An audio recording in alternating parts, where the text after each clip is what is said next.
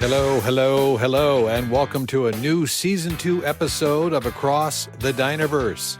Searching for the heart and soul of America, one diner at a time. How are you doing? I'm John Murphy, a writer and producer on the CBS Science and Technology series Innovation Nation, which airs Saturday mornings. So check your local TV guide for showtime. And now, I travel the country talking to people I meet in diners about their lives, their careers, their grievances, and how they feel about America. First of all, I want to say thank you for all the great comments people sent me regarding my Father's Day episode last week, where my daughter Cameron interviewed me about being her father. Unbelievable response. And so thank you very, very much. It means a lot to me and a lot to her that you all felt the show and the podcast and the interview was great, entertaining, informative, and helpful. So that means a lot to us. And by the way, I'm recording this inside Cameron's closet. My wife, Dana, and I are visiting her in San Diego this week, and I'm actually doing all these voiceover things in her closet. So here's her rack of clothes, and here's her drawers, and all of her shoes and everything in here. It's not a bad closet, for a 24-year-old kid. Not too bad. Anyway, so I'm very grateful to be doing a second season of podcasts. And if you like what I'm bringing to you, please rate, review, and subscribe wherever you get your podcasts. Or become a patron. You can do that as well for as little as $3. And you can ask me questions and comments about the show, suggest diners I should visit, states I should visit, towns. Get exclusive behind-the-scene photos and content. You get access to me as well, an Emmy-winning writer, producer, host, and podcaster. And if you think you have what it takes to make it in media and entertainment, I can share what I've learned after 40-plus years in the business. So go to patreon.com/Dinerverse, become a patron for $3, and get a chance to connect with me directly. That's patreon.com/Dinerverse. This week's episode comes to you from Sierra Madre, California, a small hamlet at the base of the San Gabriel Mountains in Southern California. It's founded in 1881 and originally developed as a utopian community that would be known as Nature's Sanitarium. Well, it kind of worked out that way. Sierra Madre is also home to one of the 7 horticultural wonders of the world. In fact, it's a huge wisteria plant that was dropped in the ground way back in 1894, and it's still alive to this day with over 500-foot branches and on average of 40 blossoms per square foot. It's quite amazing. And also, in 1956, Sierra Madre was the location setting for one of Hollywood's classic sci-fi movies. I'm talking about the original Invasion of the Body Snatchers, starring Kevin McCarthy and Dana Winter, the terrifying story of the alien pod people. No, you've got to get out of here, please. They come from another world, spawned in the light years of space, unleashed to take over the bodies and souls of the people of our planet, bringing a new dimension in terror to the giant super scope screen. From city to city, an incredible hysterical panic spreads. As the unimaginable becomes real, the impossible becomes true. Listen to me. They're not human. Everyone, they're here already. You're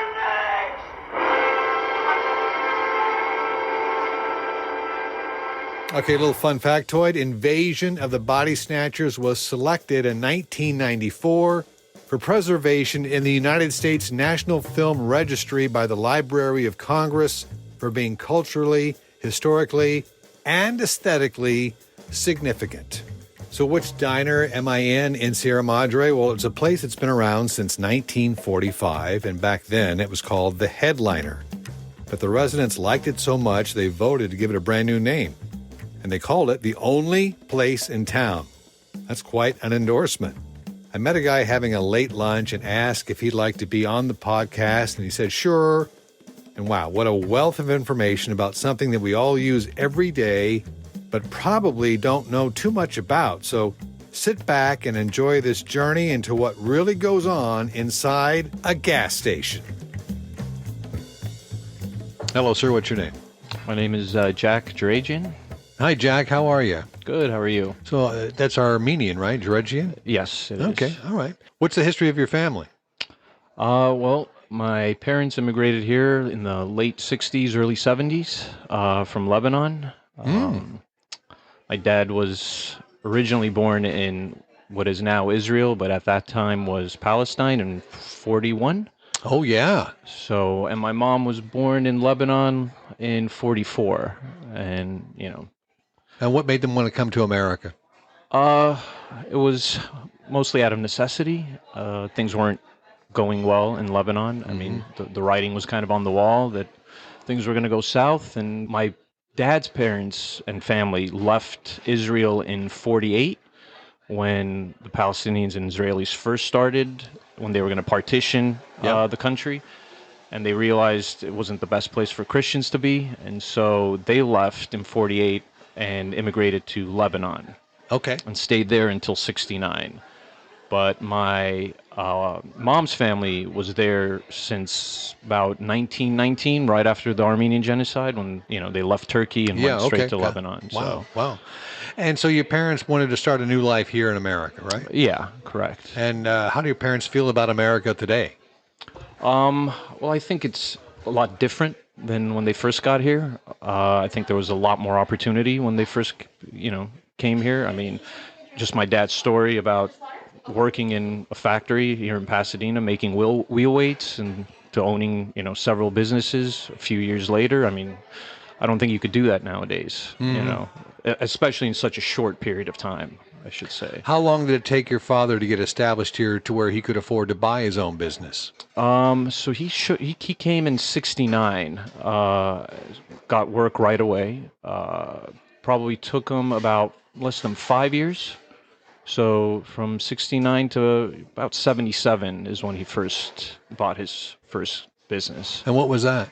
Gas station. Really? Yeah. Wow. Do you guys still own any gas stations? Yeah, we currently have one. But over the years, we've owned several. And there's a bunch of reasons why, we've gas had to station. downside. I am so excited about this. You know how many people don't understand? I don't understand gas stations and the pricing and all this kind of stuff. Do you mind sharing any? Do you have any secrets about this business? Yeah, of course. I mean, a lot. I mean, it's a lot of people don't really understand how it works. They just assume, it's pretty straightforward. But I mean, there's a lot of stuff that goes on behind the scenes. I got it. Let's get into it. So since 1977 or so, your family has been in the gas station business. Correct. Now, when you're a gas station owner or own multiple gas stations, are you affiliated with a brand like a Mobil or an Exxon or something like that, or are you independent and have to buy from? How does that all work? Well, there's two ways to do it. I mean, you could be independent and buy fuel from wherever you want, and just have your own name on the XYZ or whatever fuel. But back in the day, it was mostly you were connected to some brand because there was a lot of competition back there. I'm sure you remember there used to be a gas station on every corner, and each one would be a different brand. And so, you'd be affiliated with a certain brand all the time. So I remember old brands like Texaco and Gulf and then Shell and Exxon and Mobil and so on and so forth. Yeah. And what kind of station are you? Well, we've had Mobil and Chevron, but we're currently just a Mobil. A Mobil station. Yeah. So do you buy gas from the Mobil Petroleum Company? Since 77 until about 2013, that's how it was. If you were connected to a brand, you bought directly from them. But in the early 2000s, they started changing the business model, because a lot of big brands realized that 80% of their profit margin came from extracting and refining, but 80% of their costs came by distributing the fuel to gas stations. So they started selling off all their contracts to middlemen to distribute the fuel for them, which automatically, raised the price, because now you have... Of course, a middleman. Yeah, a middleman layer. now. Yeah. Different layer. All right, so the major oil companies still dig, pump, refine the oil, turn it into gasoline and all these other petroleum-based products, but somebody else is shipping it to every single gas station around the country and in between, regions. Yeah, so there's Now, there's a ton of middlemen now. I mean, anyone can become essentially a middleman if they could just get the fuel contracts. And again, it's changing again now because when they first started doing this, the big brands started just picking big suppliers that could, handle the load. But then they realized that they were kind of putting their eggs in one basket. So now it's a little bit more open, where dealers can choose which fuel supplier they want to purchase their fuel from and who could, give them the best price. And what do you know about petroleum refineries? Now, here in the state of California, they haven't really built any new refineries in like a long time, right? Yeah, I mean, that's partly because of the state regulations. The state really doesn't want anymore. And so you have these very old refineries still in existence where they just kind of always have to maintain, but at a certain point, I mean, once something gets that old, I mean, it's going to keep breaking down. So they haven't built any new refineries in a long time here. Yeah, at least, I want to say 20, 30 years at least. That's incredible. I mean, the population in the state of California has really grown exponentially in that amount of time. And several have closed down just because, they just couldn't keep maintaining it. And I know for a fact, whenever a refinery is down for maintenance or even down to switch blends from a winter blend to a spring and summer blend, which I don't even understand that. You maybe give me some insight on that. The price will spike 25 cents, while it's down. Yeah. I mean, they raise the price based on any sort of news that comes out. I mean, like OPEC said recently that they're going to cut back production by, I think, the end of July, but the price skyrocketed the next day, 20 cents, and then eventually came back down. But, in those 2-3 days, 20 cents. It's a massive profit. Yeah. Multiply it by millions of gallons. I mean, Yeah. It's a huge windfall. So how does the pricing work? They charge you a certain amount to buy the gas. And what kind of markup do you put on top of that to make sure you get a profit? Well, it's changed a lot where back in the day we used to just work on volume, and so the profit margins were razor thin. They were like a few cents, 5 cents, maybe at the most, if you were lucky, it's like 10 cents. But that's changed a lot since volume has dropped a ton just because of hybrids and fuel efficient cars. And so now you're selling less, but the margins are a lot greater. To stay profitable, they got to operate at least at 50 cents to be able to make it, just because the volume has dropped so much, as well as the cost of doing business has skyrocketed. I mean, when we first started, I should say when my dad first started, there was essentially 2 permits you needed. But now, I mean, you got so many permits, and the price of the permits keeps skyrocketing every year, by hundreds of dollars. So you can't operate on 10 cents anymore. Let's go back to the time when your dad first started this, back in the 70s. Okay. If you understand how this all works, how was the pricing system based back then? How did it all work? Well, I mean, the pricing was just determined by the big oil companies, essentially, Together or independently? Well, maybe at a certain point when they were fiercely competitive, it was, very different. But anytime you only have a handful of companies, they're essentially going to start colluding, I mean, I don't want to sound like there's a giant conspiracy theory. It just kind of naturally happens. They don't even have to, it could just be an understanding that, if we go up, you go up. If we go down, everyone else kind of follows. So you can't play that battle where, okay, Shell over here is now charging the buyer, your dad, $2.50 per gallon.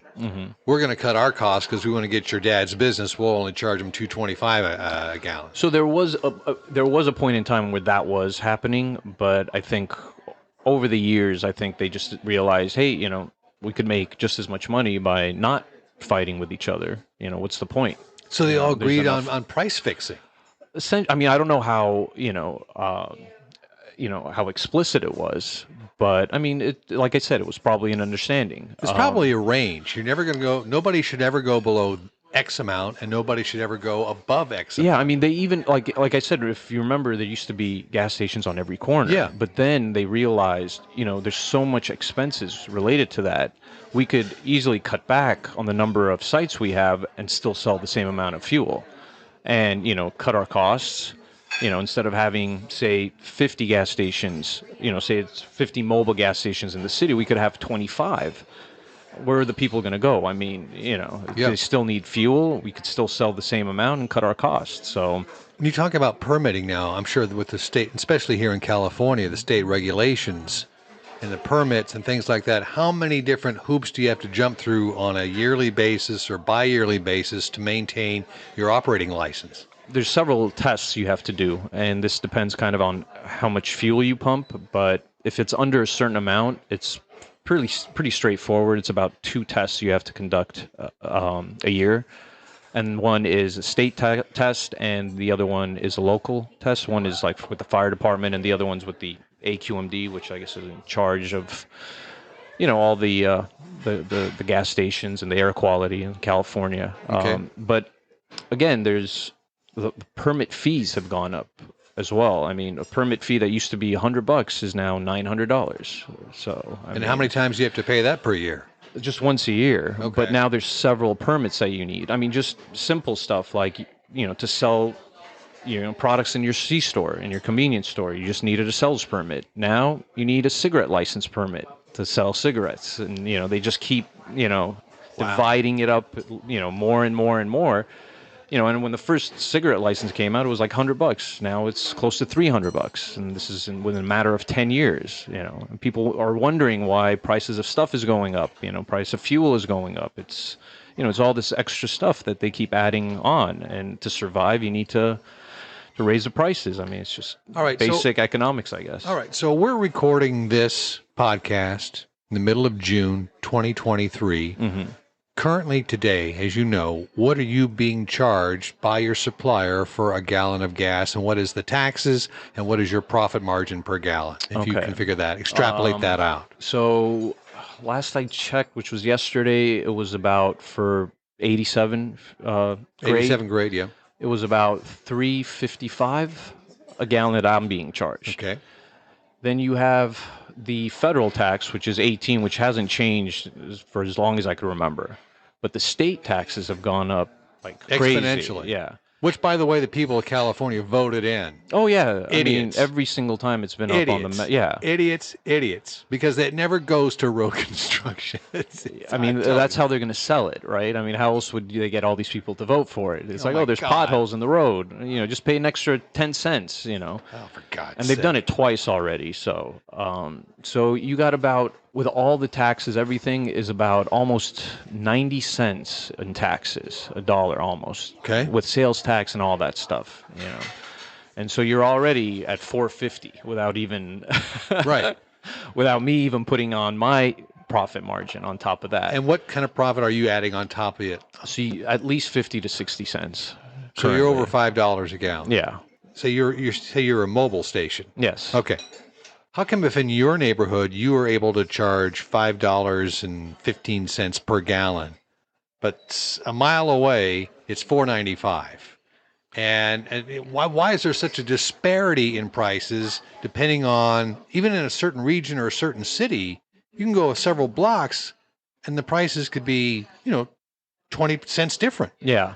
So is that just the profit taking that's involved? Could be a number of factors. One, the other store could be a corporate store.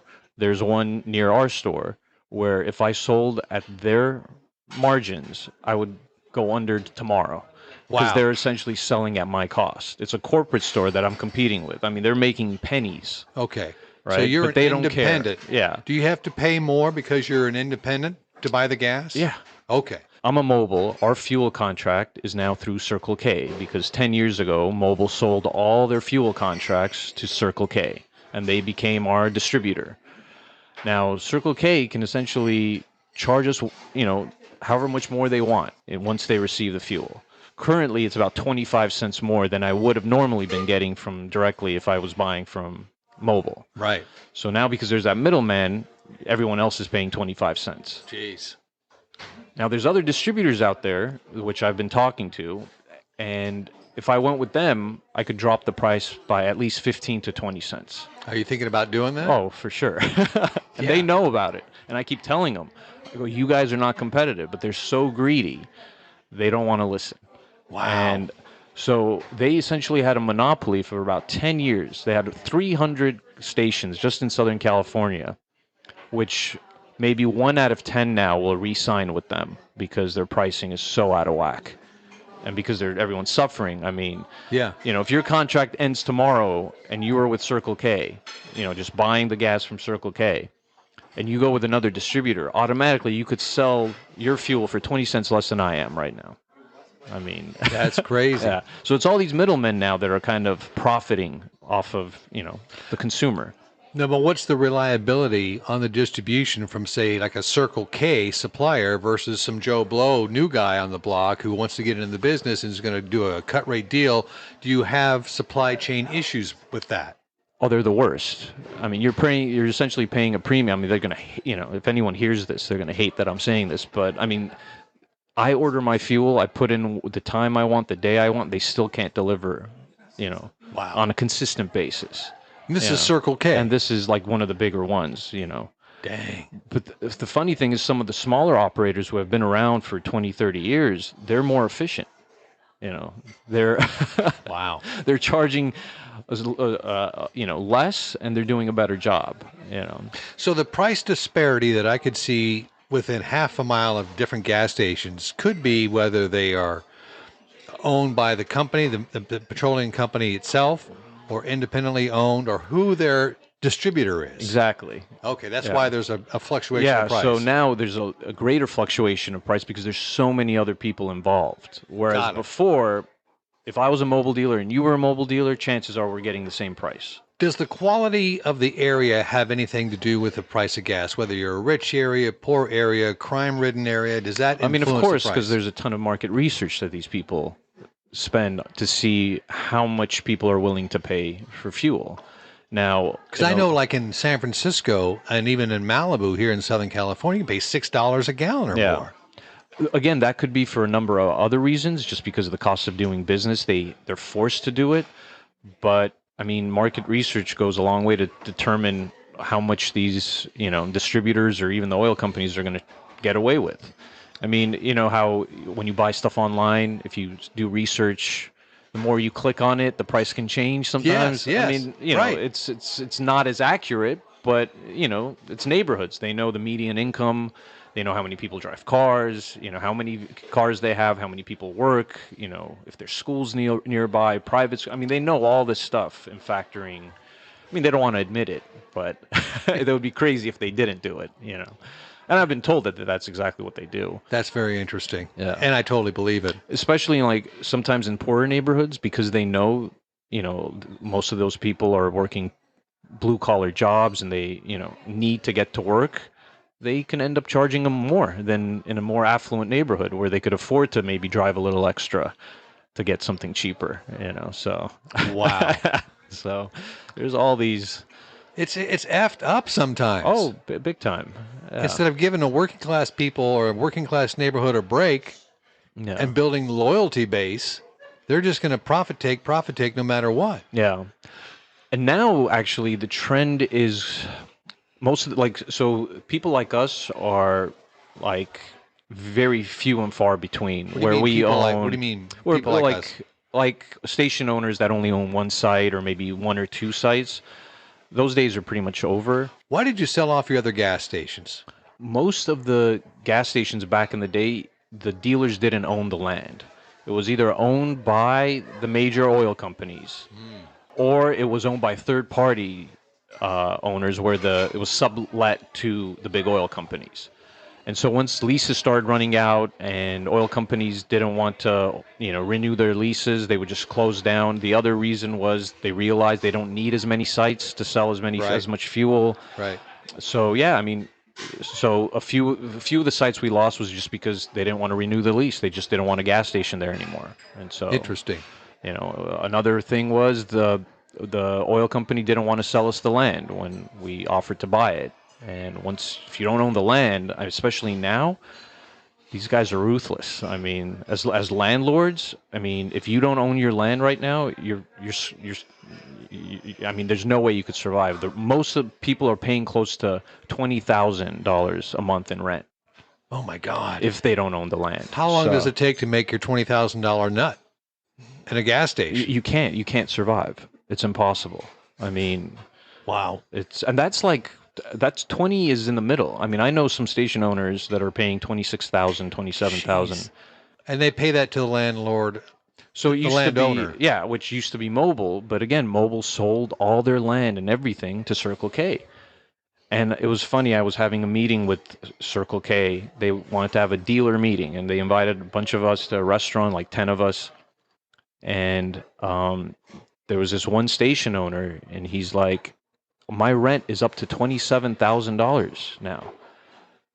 What can you guys do to kind of ease the burden? Because if you guys don't, I'm going to lose my business. I can't keep doing it.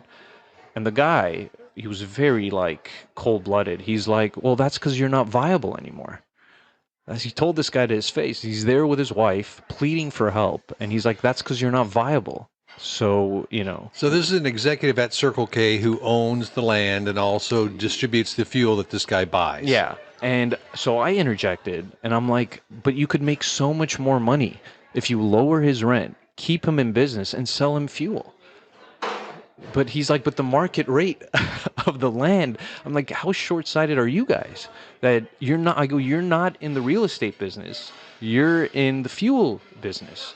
And he didn't see it that way. He's like, no, we're in both. So we're going to maximize the real estate value as well as, the fuel. And which never used to happen with Mobil. I mean, Mobil being like this, faceless, giant, ruthless oil company, realized that if we keep this guy in business, we're more profitable. So they would never really charge market rate for the land that they used to own. It was like a loss leader for their business. Yeah, I mean, they made some, but they didn't need that to be the most profitable aspect of their business, and now you don't have that.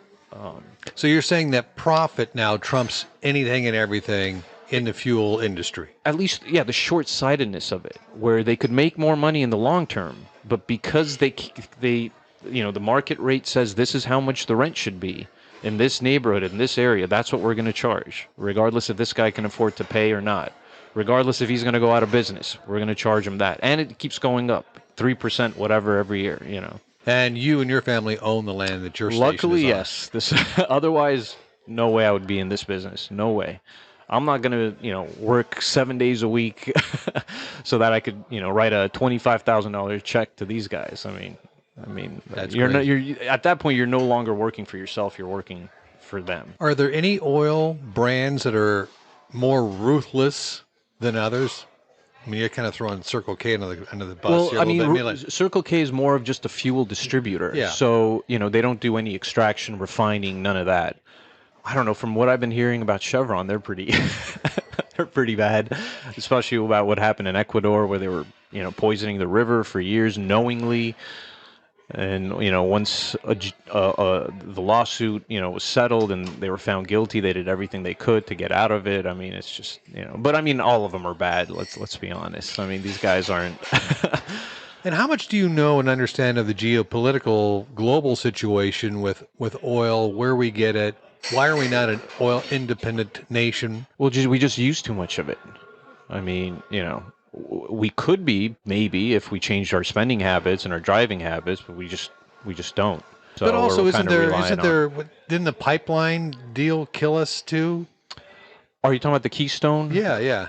I mean, from what I've been hearing, that was never going to make that much of a difference. Really? Okay. I mean, we're talking millions of gallons a day versus a few 100,000 coming in. Plus, a lot of the people that were protesting that were, farmers in that area. Pipelines always leak. I don't care what they do. So the Keystone pipeline, the way they had mapped it out, when it leaked, it was going to go into the underground aquifers, yeah. and those farmers would have been toast. Right. So, I mean, for a few 100,000 gallons of fuel, is it worth putting our food dependency, on the line? I mean, that's pretty much why I killed it. I mean, it was just... And what about fracking and all this shale oil and all this kind of I mean, stuff? you are pumping chemicals into the ground, so to loosen the shale. So, I mean, it is cheaper, I guess, than, shipping it from Saudi Arabia and all these other, places. But I'm not a scientist by any means, but something always just feels wrong to me about cracking forever the underlying bedrock of the planet. Yeah, what could go wrong, right? What could go wrong with man thinking that I can outsmart nature and crack this very important bedrock that's there for a reason? Yeah. To keep gases trapped, oil trapped, and stuff like that. I don't know. It always felt wrong to me. Yeah, I mean, and plus the amount of water you're wasting. I mean, because it's not just chemicals. You're pumping in millions of gallons of water that could essentially be used to drink or grow stuff. It's insane. I mean, they're doing it because it's cheaper to extract and it's still profitable, but based on what oil prices are at now. But you talked about at the very beginning of this podcast the fluctuation in price, and that the gas companies, they can just raise prices on a whim. We're in the summer months now, so gas prices are up always every summer, right? Because people are traveling. Yeah. And that's just a given. I mean, it's just like right before Memorial Day. It just automatically goes up. It does not matter because they know people are going to be traveling. Same with Thanksgiving. Yeah. You know, they just know they could make, a few $100 million more by raising it for that week, So, and if there's threatening weather somewhere, they raise gas prices. Yeah. I mean, because their argument is, it has the potential to disrupt supply, and so we kind of want to get ahead of it. And it's get ahead of the profit taking. I mean, last year it was the best year for oil companies by far. I mean, they reaped insane amounts. I mean, I think ExxonMobil alone made something like $80 billion. They've never, ever come close to making that before in 1 year. And, all throughout, on the news, all you heard was, it's the war in Ukraine that's causing all this stuff. But clearly it wasn't, because you saw their quarterly statements and they're, making money hand over fist. So, right. Obviously it wasn't that. Plus, we don't import any, a lot of oil from Russia to begin with. So, they're like, it disrupted the global. Again, if it did, how were they able to make such exorbitant profits? You have to ask yourself. Obviously, it wasn't as drastic and dire as they made it out to be. Being in Southern California, do you know where you get your gas from? Because California doesn't have a lot of refineries, a lot of the major oil companies share refineries. So we get ours from the Chevron refinery and in Montebello. And how? Or I guess that's a terminal. I don't know if it's a refinery there, but Chevron has a terminal there where they store fuel, and that's where we get it from. Aren't a lot of the refineries in South Bay of Los Angeles, like towards Long Beach and that area? ExxonMobil has a giant one there. Yeah. I mean, again, there's only a few in this area, so. Where else can you make money? Your convenience store? Yeah, you can if you're busy enough. And is that is that where your biggest profit margin lies? Is in the convenience store? For some, it is. Not for us. Fuel still is a big driver for us as far as margin. Obviously, the convenience store helps a lot, But when you're paying rent, like I was saying, of $25,000, most of your profit that you're making from fuel would go to cover that, and so what you're left with is the convenience store. And so, but it all depends on each individual person's setup and situation. So. What about hiring employees? Is it tough to hire somebody to work in that convenience store? It wasn't before, but these last 2 years have been just like every other industry. You can't find good people.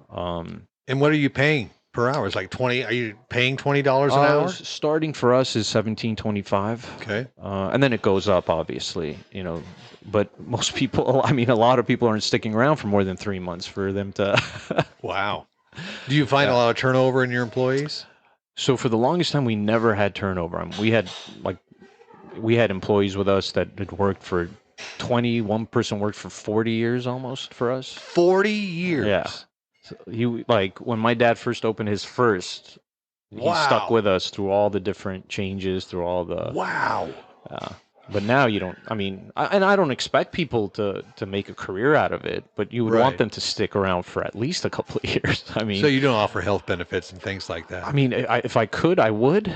But again, it's so expensive to buy insurance for small handful of employees. It would just destroy our. And what do you, as a single gas station owner, owning your own property and everything, what do you think your profit margin is roughly on a monthly basis based on your expenditure? Percentage-wise? Yeah. Or I would say Gross, it's probably about 40%, 40, Okay. 45%. Again, it varies from different people. I mean, this is rough, a rough estimate. Are you but making a lot less money now only owning one gas station versus when you had multiple gas stations? No.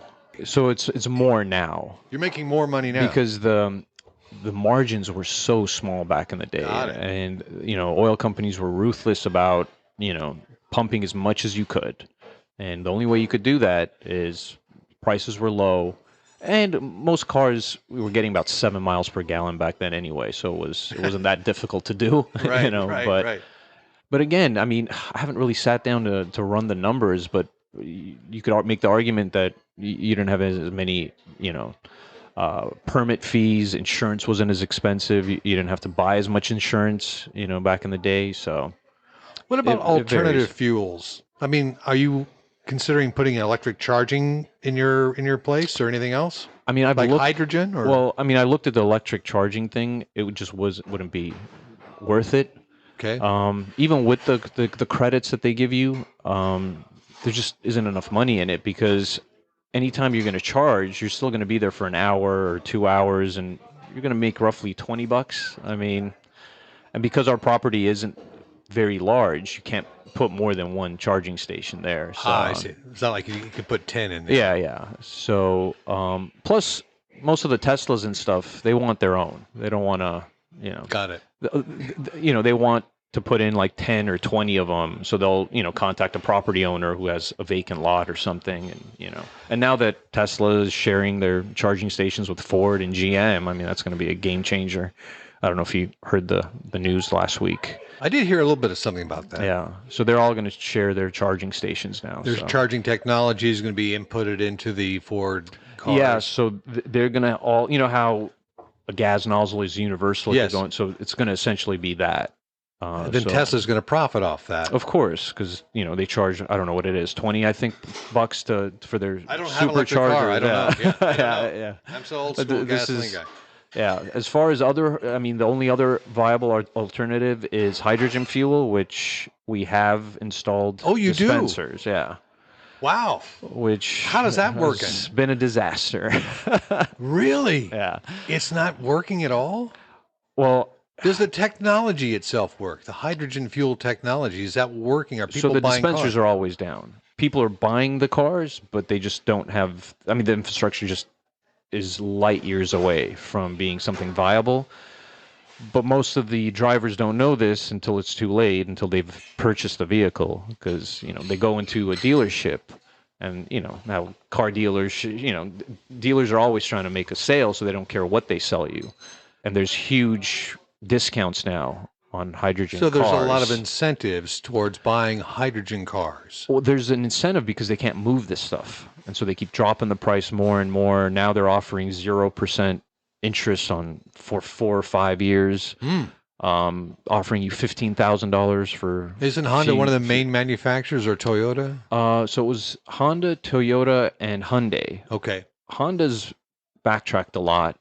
Well, a lot of the car manufacturers had essentially come up with prototypes, and they had plans to launch them, but they realized it's just something that's not viable. It's something that And that's because the Isn't gonna- infrastructure for hydrogen fuel it isn't just doesn't there. exist. I know Audi had plans to launch their hydrogen car this year, and they completely scrapped it. Mercedes scrapped it years ago. So what's the problem? Because hydrogen, from a science perspective, seems like a logical way to go. It's the It's one clean. element that's more than abundant Right. on Earth, but where do you get it from? You get it from methane and natural gas. You still have to extract the stuff Okay. from the ground. So, and I mean, again, most people don't do enough research to realize that it's still very carbon intensive. It takes a lot of carbon to pull out the methane or the natural gas, and then extract the hydrogen molecules, turn it into liquid, and then turn it back into gas to put it into the car, into the vehicle. It's quite a process. A huge process, and I mean, the amount of electricity it takes is just astronomical. So it's really not that green. No. The only green part about it is the zero emissions that come out of the tailpipe, which again, I guess it's an improvement, but I mean, when you factor in the the carbon footprint, I don't think it's as clean as people imagine it to be. You say you have a couple of hydrogen pumps. Why has it been a disaster for you? Well, for one thing, it never works. They're always down. I mean, Really? It probably on a good day, it probably works 60%. Did you invest the money on yourself to put No, these pumps in? no, we just lease out the space to this company called, they're the largest ones in California, called True Zero. So we just lease the space, but they're in charge of everything else: maintenance, installation. They're always down.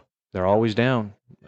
So all of April. So it took them about 9-10 months just to install 2 dispensers at our site. 10 months. Well, they had forecasted 4.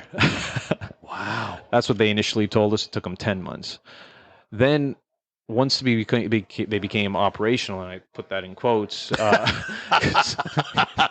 can't really call something that never works operational, but so mid-December. Since mid-December until now, it has never worked right all day for even one day. So somebody's coming out every day to restart it, reboot it, fix it, whatever. Yeah. Yes. So every single day, I even make a joke of them. I'm like, I'm going to build you guys a shed in the back and charge you rent because you guys are here so often. I mean, it's just absolutely ridiculous. And how do they price it? What's the price per gallon of hydrogen? Or how do you even price it? So when the first generation of hydrogen cars came out, the price was $9, $10 a kilo, and it takes about 5.5 kilos to fully fuel your car. So $50. Yeah. Now it's 30. 30. Yeah. So now a car the size of like a little Prius is about $150 to fuel. Well, who's going to do that? Well, the customers don't care right now because they have free fuel cards up to $15,000. But if you Where do they get the free fuel cards from? Oh, the dealer gives it when they trick you into buying these cars. Oh, I see how it is. So when you buy the hydrogen fuel cell car, brand new, you get a credit card that's like loaded with $15,000 worth of credits on it to buy fuel. Yes. And then when that runs out, then you're on your own. And then you're really screwed. What are customers saying? Have you talked to any customers? Because it's free fuel, no one looks at the price. And every time I've spoken to a customer and I've asked them, like, what are you going to do when your fuel card runs out in under 2 years? Because, I mean, if you think about it, because their gas mileage is awful as well. You barely get 300 miles to a fill-up. So, really? So now you're filling up once a week roughly at $150. I mean, who can afford that? I mean, right now it's the equivalent of about $9.50 a gallon. Remember when people were going crazy when it was $7.50, $8 a gallon? Well, that's insane. Yeah. Nobody's going to pay that. Well, I mean, they're stuck with these cars now, and so I don't know what and every single customer I talk to, when I point out the price, they have like sticker shock because no one ever looks at the price because all they do is stick in their free fuel card, and they're not realizing how quickly the amount is dwindling down. It's like a crack dealer. Give you some free crack, get you hooked on it, and then now you're stuck. Yeah, so that when they first bought the car, it might have been $19, and so they just never looked after that, and now it's up to $30. And every time the price jumps, it's not by pennies, it's by dollars. So it went from 27 to almost $30 now. And why is the price 4 months. Jumping so high?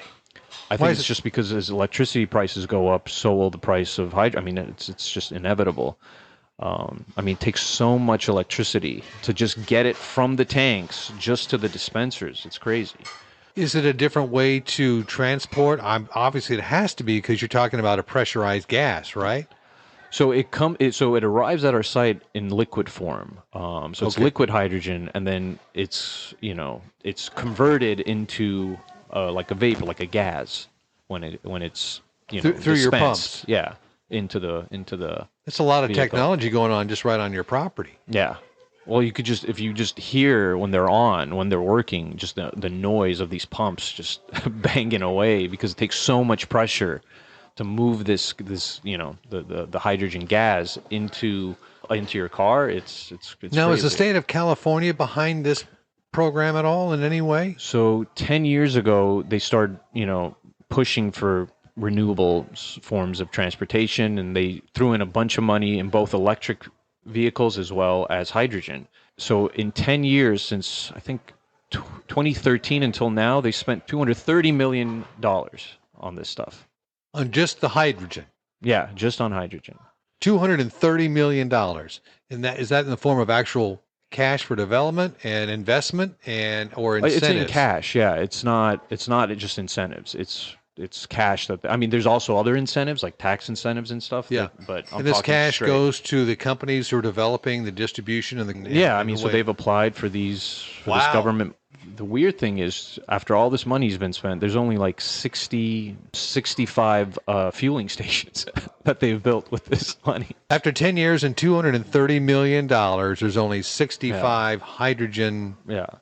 I don't know, like the $230 million was just for hydrogen. Now, I don't know how they divided it up, how much was supposed to go into developing the infrastructure, how much was it. So who knows? But when you only have 68 sites, and most of them are just one dispenser with one pump on one side, you got to wonder, is this thing even viable at this point? Doesn't sound like it. There's no way it can be. If the car manufacturers are starting to pull back and they're not building the cars, then what's the incentive to keep going anyway?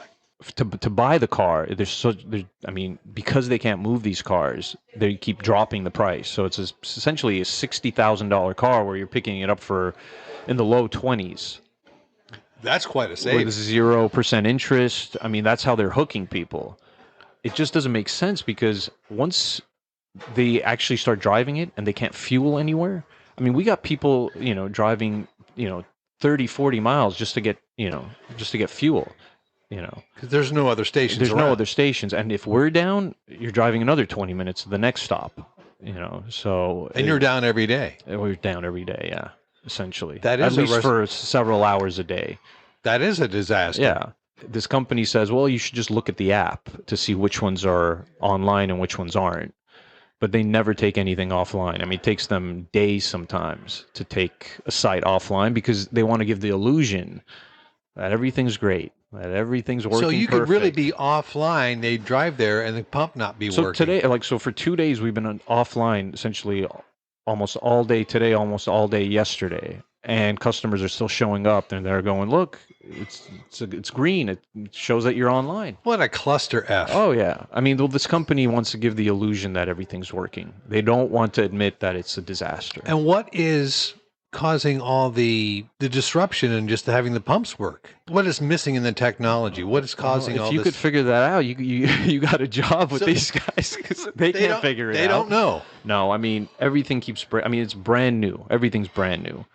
They keep changing out compressors and pumps, and because they just keep burning out and burning out and burning, and. Oh my God. And they keep saying, "Oh, it's all the pressure." Well, I'm like, you didn't know this? You guys have been doing this for 10 years. You haven't worked out the kinks, and Oh my gosh. Yeah, after 10 years and hundreds of millions of dollars, if you haven't figured it out, you're never going to figure it out. And if you decide to not continue this program because it's not benefit, are you making any money off the hydrogen pumps? Well, not off the sale of fuel, just off the rent that we charge them. All right. Which, probably based on the headache and dealing with these customers, which they, I don't know. It hasn't been worth it. Let me tell you that. I signed a 5-year lease. I got about 4 years left, so I keep Xing out the days as the. I don't mean to laugh at you. No, that's fine. I'm not laughing at you. Yeah. I'm just like, oh my God. And the funny thing is, sometimes the pumps keep failing, right? One customer will come, fill up, and it'll just go down for like 15, 20 minutes. And there's like a line out the door. I'm like, you guys can't stay here. You can't block my other pumps. You can't, disrupt my business. I call up the company. I go, your pumps are down. You got to take it offline. And they go, well, operations are telling us it's working just fine. I'm like, but I'm standing in front of your pump telling you. So they even lie to each other within the company, which is, I'm like, how do you guys get anything done? The best part was one time a technician was out and he took down the pumps because he was going to work on it and he didn't want anyone touching it. And, he was walking, the equipment's in the back, and he's walking to his truck in the front, and he sees the pumps are online. And he goes to the back, turns them off again. Comes back to his truck, the pumps are back on. He does this about 3 or 4 times, and then he realizes the people in the office keep turning on the pumps when he turns it off from the back, because there's no communication like, hey, I'm working at this site. And so he had to call and chew them out, saying, stop turning on the pumps. I'm here working on it. But their mission is we got to be online all the time. The illusion that everything's perfect. The illusion. That's what it is. That's it's all an illusion. And so much of what we're facing in all different realms of our society in the world today is a fucking illusion. Yeah, I mean, even electric cars, I mean, what are all the politicians telling you? You don't have to change your habits. Just switch from this vehicle to an electric vehicle, and climate change is solved. Well, is it really? I don't think so. I mean, because we can do all we can here in the United States of America, but that doesn't mean anything to people in India and China and everything else like that. I mean, of course, but even switching isn't really solving the problem, because again, building these cars, a lot of the stuff that goes into the parts and stuff are made of petroleum. Right. Not to mention mining lithium halfway around the world, which is a very carbon intensive, extractive industry. They don't talk about that at all anywhere. Putting all that lithium on a giant diesel ship, shipping it halfway, putting it in a factory, which is, again, emitting all this carbon to build the battery, and shipping it again to the car factory. And the bigger problem is they haven't figured out a way to recycle these huge lithium batteries yet. So currently, and we haven't seen the end of the line of the life cycle of these first wave of electric car lithium batteries. We're just going to have landfills filled with all these dead lithium batteries that cannot be recycled. Yeah, that's essentially what's going to happen. So you're substituting one form of pollution for another without even solving the initial problem. And people don't want to talk about, anytime someone is even critical of electric cars, they're labeled like a Luddite, oh, you're not with the times, you're bought out by the oil companies and all this stuff. I mean, I get that all the time. I mean, I guess, they think I'm biased, but I also have common sense. If an electric vehicle catches on fire and the fire department can't put it out and it's emitting all this stuff into the air, I mean, how is that solving the problem? Mm-hmm. I mean, and you see it time and time again. I mean, when there were those fires in Orange County, I mean, the number one thing is they couldn't stop houses from burning and catching fire on the next one because most of them had Teslas parked in their garage, and they kept catching on fire and they couldn't put it out, so the fire kept spreading. That's really a reason? That was really a reason? Yeah, that was a reason. But nobody wants to... Wow, I never heard that. No. I never heard that. Anytime, you know what the fire department's method of putting out a Tesla is when it catches on fire? Dig a pit next to it and fill it with water and roll the car into it and submerge it to try to put it out. Because they have no way to put out fires until it just burns itself out. Wow. I mean, it's a giant battery on fire. How the hell are you going to put it out? Because you can't throw water on it. Nothing. They spend tens of thousands of gallons of water just to put out one car. I mean, it's not. My point is, it's not like the miracle pill to solve all your problems. There are problems, and no one wants to address them. They just want to go. You know what? We'll solve climate change just by electric car, and it'll solve all your problems. And it's not. Unless we change our driving habits, spending habits, nothing's going to change. You have a very, very interesting perspective. You've been in the business probably because it's in your family all of your life. You've been around it all your life. Would you choose this business again, being in the gas station ownership business? Like I said, back in the day, yes, maybe, but not today, anymore. No. You would not be a guy coming out of business school and going, I want to start a gas station business. I mean, first of all, the price of them are just, it's something you can't, there's no way you could afford it. If somebody wanted to offer to buy your property in I your get station, it all the time. And what price range are you talking about? What's your walk away money? Oh, for me personally? Yeah.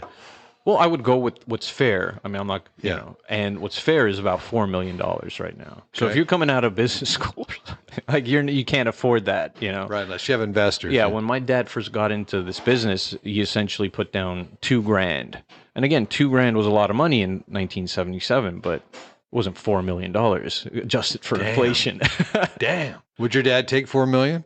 Yeah, I think he would at this point, because I think he's seeing the writing on the wall as well. Yeah. Because it's not just the switch, the mandate to get cars off the road by 2035 or whatever it is. It's also cities and the state trying to shut down however they can, gas stations.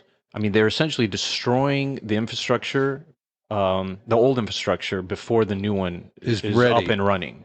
And so now the danger is, well, you're going to have this huge gap of people who still have gas cars, because they're not just going to, if they bought a car and is running fine, why would they choose to not be able to resell their car and go out and spend another $30,000-$40,000 buying an electric car? I mean, most people can't afford that. I mean, from everything I'm hearing, most people live paycheck to paycheck. So, Yeah.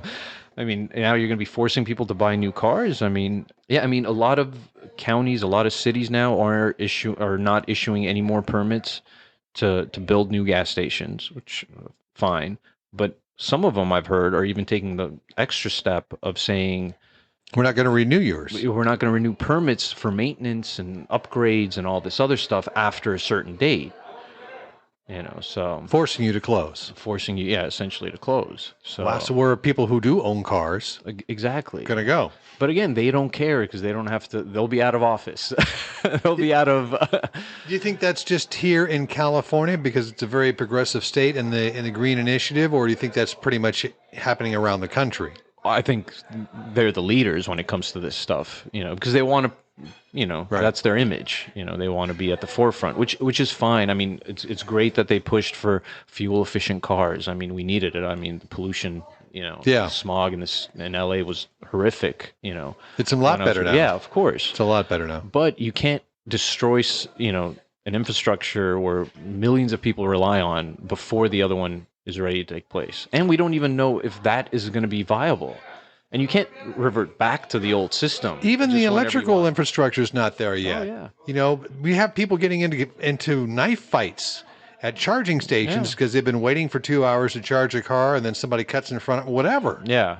I mean, yeah. violence is starting to happen now with people trying to charge their car. I know people who are saying, I bought my first Tesla and it's my last Tesla because I can't get it charged and it takes too damn long and there's only a limited range. I can't drive. But plus the life of the battery, I mean, just like your cell phone, like how long does your cell phone's battery last before you have to get a new one? So now you're spending whatever it is, $50,000, $60,000, knowing that in 8 years, You have a $30,000 battery you got to buy. oh, well, I mean, or you're going to junk the car and buy another one. So, because even if the battery's still functional, it's not going to hold the charge as long. And so you're going to have to keep charging it more and more and more. I mean, it's just, not to mention that lithium is a rare earth material. Yeah. There's a finite amount of it. And there's only a few pockets on Earth that you could find this stuff in. Now they're exploring it in the deep sea, and it's like, yeah, that's what you want. You want to destroy the ecosystem Of the ocean. before Yeah, you why even not? know Why what's not? down there. It's Well, Jack, you've shared so much. Is there any other secrets we should know about gas stations that people would never understand? that we don't keep all the money. Yeah, it's just people. So people come in assume- and rage at you Oh, over yeah. the gas prices and stuff, and it's Yeah. not your. They think that whatever they spent, say the $100, goes straight into my pocket. Yeah. The credit card fees that we pay every year. I mean, this year it's going to be over $80,000 in credit card fees. Well, why don't you just charge the fees back to the people like AMPM does? There's a 35-cent fee added on to every pump price. You want them to hang me from the mobile sign? People would. I mean, I just kind of add it onto my operating costs and cost of goods sold. I just add it on to to cover it. But as they increase cash back offers, I mean, that's Right. where they're pulling it from. They're paying you back with your own money because you're paying more for everything now to get that 3% cash back. You're paying 3% more. Right. It's your money that they're using, and they just keep raising the fees, and people were trying the thing with the cash price but nobody has cash in their pocket anymore. Right. I mean, it's Yeah, it's like pretty normally like much- 10 cents cheaper if you pay cash. Yeah, but versus- nobody has cash. Everyone now is paying with their phone. They don't even, they're not even paying with their plastic cards anymore, especially young people. Yeah. Nobody even has credit cards. No one has cash in their pocket. Our network went down last month for a couple of hours. People were stuck. They didn't even have $10 in their pocket to fuel to move on. Like, yeah. So, Well, what do you see the future of gas stations? Are they actually going to completely go away, or do you think we're always going to be falling back in some level of just gas, petroleum so use? most will go away just because it won't be economically viable for a lot of these people to stay in business. you're still going to be seeing the giant corporate stores. And again, they've taken over the best spots. So, they've established, their future still in this business. But what's happening now is, which goes back to what I was saying, where people like us, single site owners, are no longer existing, is because now there's these big investment groups that are buying up at all the stations. Right. So they're all pooling their money together. Yep. And they're just, and that's the So offers venture capitalists are buying the stations. and and a lot of foreign money too is pouring in because of the land. They might not necessarily care about the business, but they're scooping up all this land because it's just a way to get their money out of the country. And so, you're seeing these giant conglomerates buying, 30 stations a year, sight unseen. They're like, whatever, we'll take it. Dang. Yeah, I mean, I was talking to a real estate agent. I think he said it was in Rancho Cucamonga. There's essentially the main street, and there's about 6 gas stations, and they're all owned by the same company now. And if you don't grow and the volume keeps dropping, there's no way you'll be able to compete. Yeah, the writing's on the wall. How soon before you sell out, your family sells out, do you think? I mean, there's no timetable set, but I mean, it's got to be in the next 4 or 5 years at least. I mean, maximum 5, I would say. Yeah. Because right now there's a peak in, how much people are offering. So you want to kind of sell at the highest point before when you're going to get out, which is unfortunate.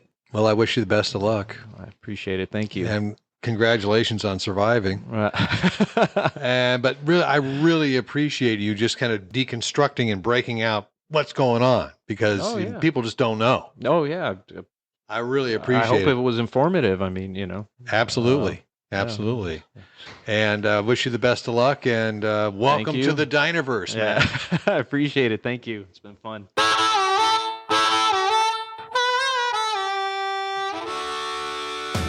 Well, that wraps up another episode of Across the Dinerverse. Many thanks to Bill and the entire staff at the only place in town in Sierra Madre, California. Learn more about them at theonlyplaceintown.com. That's all one word, theonlyplaceintown.com. If you like this episode, please rate, review, and subscribe wherever you get your podcasts. And if you'd like to support the show and connect with me directly, visit my Patreon page at patreon.com/Dinerverse. Theme music by Keith Brock and the Kings Who Rock. Across the Dinerverse, always searching for the heart and soul of America, one diner at a time. I'm John Murphy, from deep inside my daughter's closet. What's your story?